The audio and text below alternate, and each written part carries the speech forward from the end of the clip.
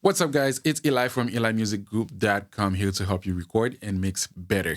And we're back with another video. And as you can see, this video is going to be a little bit different because the computer is now in our background, which means there's not going to be any work being done in this video.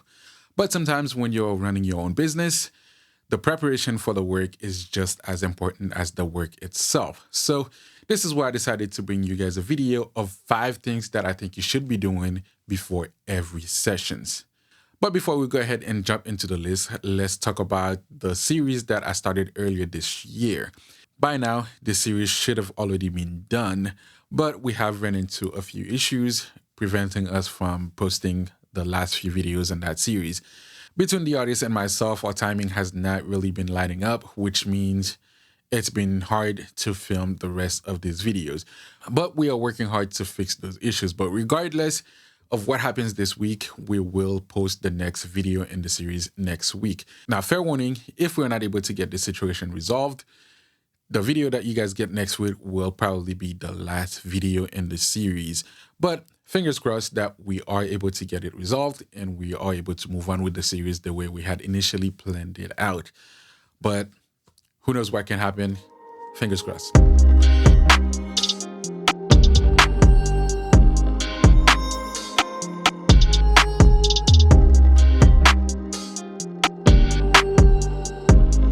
Without any further ado, let's go ahead and jump into this list. Now, I know this list is not going to be the go-to for everyone to do before their recording sessions, but these are the things that I do before my sessions, and I do think that they make me look a little bit more professional, especially the fact that I am recording in my home studio. Now, if you guys have a different checklist of the things that you do, I'd love to know, so make sure to drop them down in the comments below. And at number 1, we have invoicing your client.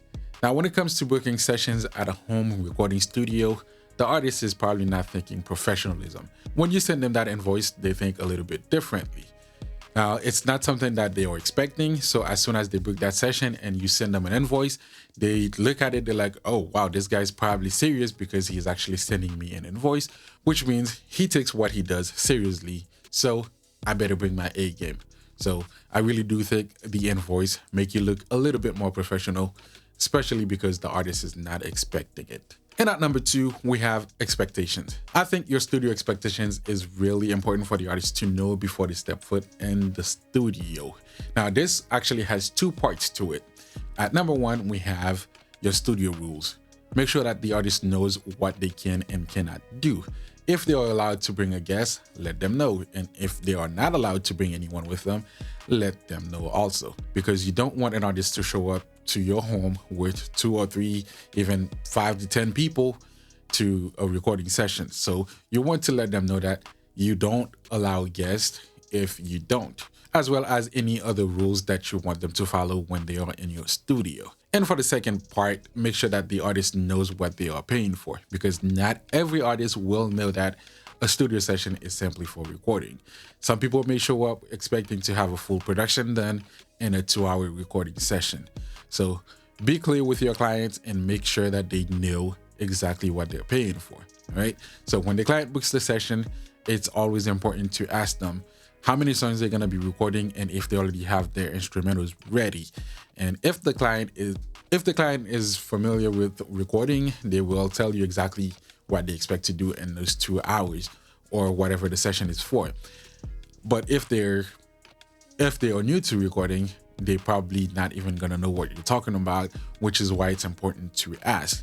So if the client is not ready for the actual recording sessions, suggest the appropriate service that they may need if you offer that. And if you don't offer it, let them know what they need to do before they book the session. This is why I think expectations is very important before the artist walks into the studio. And before we jump into number 3, if you're enjoying this video, make sure to drop a like and comment down below to show your support. And if you're new, don't forget to hit on the subscribe button and turn on the notification for more videos like this. And if you guys don't already know, I make these videos on my spare times, which means it's taking time away from my family as well as the little free times that I may have. So I really need you guys' support to help me create more free time to be able to dedicate more time into making these videos for you guys. And I have 2 ways on how you can do that. The first way is, like I said earlier, is by liking this video, The more people likes the video, the more the YouTube algorithm place it in front of other people, and the more people watches, the closer we get to reaching our goal of becoming a YouTube partner. And the second way that we have that you can help us is by going over to our website, which is going to be linked down in the description, where you can jump over to our store where we have a variety of merchandise that you guys can purchase, which will help us create more free time to dedicate to these videos. We have a variety of merchandise that you can purchase, ranging from t-shirts to backpacks to cell phone cases, and even hats for the hat lovers. So head over to the website and I'm sure you're gonna find something on the store that you like.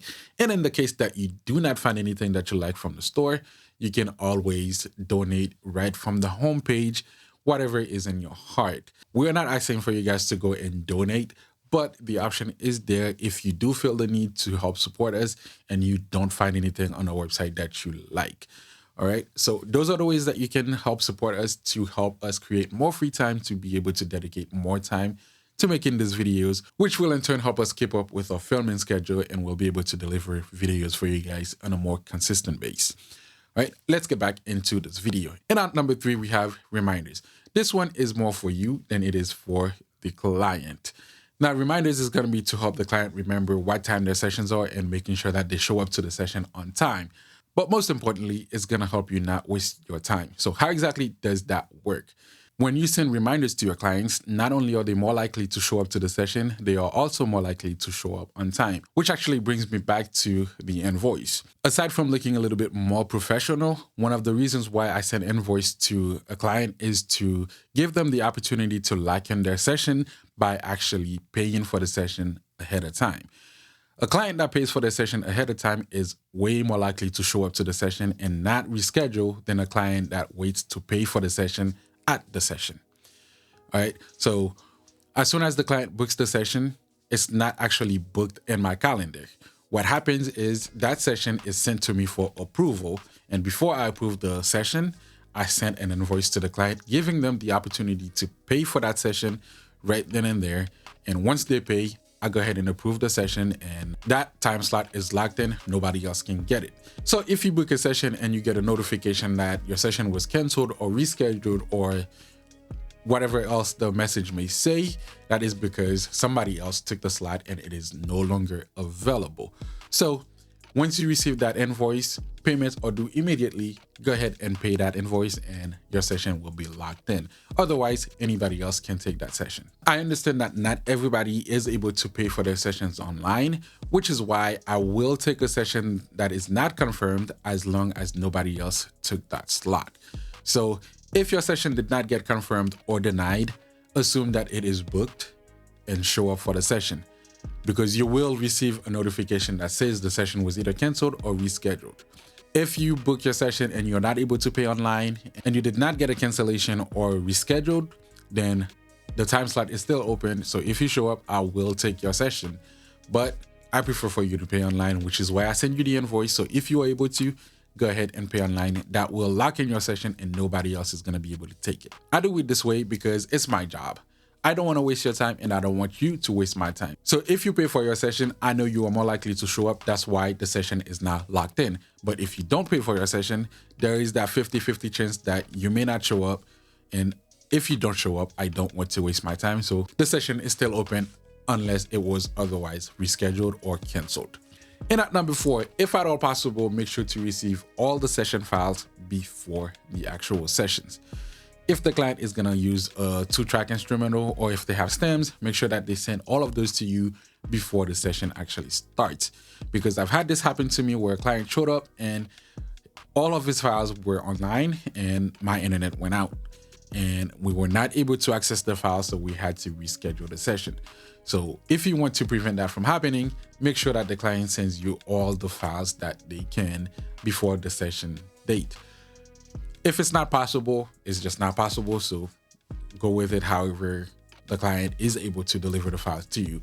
But if they are able to deliver the files ahead of time, make sure that they do. That way you can get them downloaded into your computer. So when they do show up, if your internet goes out, you can still pull up their session and you can still pull up their files and be able to have the session.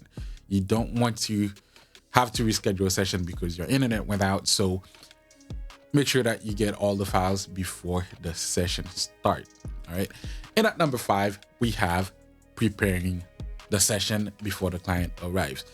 I know this is not always possible because you might be finishing up a session as another client is walking in.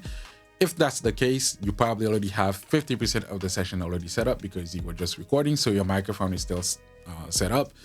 All you probably have to do now is to set up the actual DAW and their files to get ready for record. But if you had a few minutes, make sure to start the session, import all the files into your DAW, and find the tempo, all the little things that you can do. When the client walks in, you can go straight to recording. And that is about all I had for this video. Do you guys have a checklist that you do before your sessions? If you do, I would love to know, so make sure to drop it down below in the comments. And that is all I had for this video. If you did enjoy it, make sure to drop a like and comment down below to show your support to this channel. And if you're new, don't forget to hit on the subscribe button and turn on the notification for more videos like this. I'll see you guys next time in the next video.